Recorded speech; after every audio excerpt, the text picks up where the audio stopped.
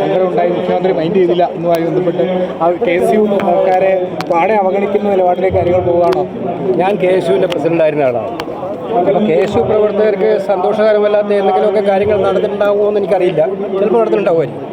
പക്ഷേ എനിക്ക് അവരോട് ഉപദേശിക്കാനുള്ളത്, ഇത്തരം സന്തോഷകരമല്ലാത്ത കാര്യങ്ങൾ പലതും നടന്നാൽ അത് ബന്ധപ്പെട്ട വേദികളിലും അതുപോലെ തന്നെ നേതാക്കളിലും അറിയിച്ചിട്ട് പരിഹരിക്കാൻ അവർ പരിശ്രമിക്കണം എന്നാണ് എനിക്ക് അവരോട് നിർദ്ദേശിക്കാനുള്ളത്. കാരണം ഈ ഗവൺമെൻറ് കേരളത്തിലെ കോൺഗ്രസ്സുകാർ മാത്രമല്ല, ജനങ്ങളാകെ പ്രതീക്ഷിച്ച് അധികാരത്തിൽ വന്നൊരു ഗവൺമെൻറ്റാണ്. അത്രയേറെ ബഹുമതി നൽകി തിരഞ്ഞെടുത്തൊരു ഗവൺമെൻറ്റാണ്.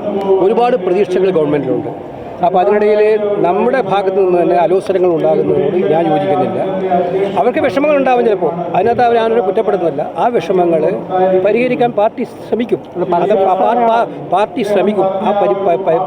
അവരുടെ പ്രശ്നങ്ങളും പരാതികളൊക്കെ തന്നെ പരിശ്രമിക്കാൻ പാർട്ടി ശ്രമിക്കും, ഗവൺമെൻറ് ശ്രമിക്കും എന്ന് തന്നെയാണ് ഞാൻ വിചാരിക്കുന്നത്. അല്ല, ഞാൻ പറയുന്ന ഇത്തരം കാര്യങ്ങൾ നമ്മുടെ പാർട്ടി പ്രവർത്തകർക്ക് മനോവിഷമുണ്ടാക്കുന്ന കാര്യങ്ങൾ ആരും ചെയ്യുന്നതാണ് എൻ്റെ കോൺഗ്രസിനും സർക്കാരിലും KSUവിനൊരു റോളില്ലെന്നാണോ?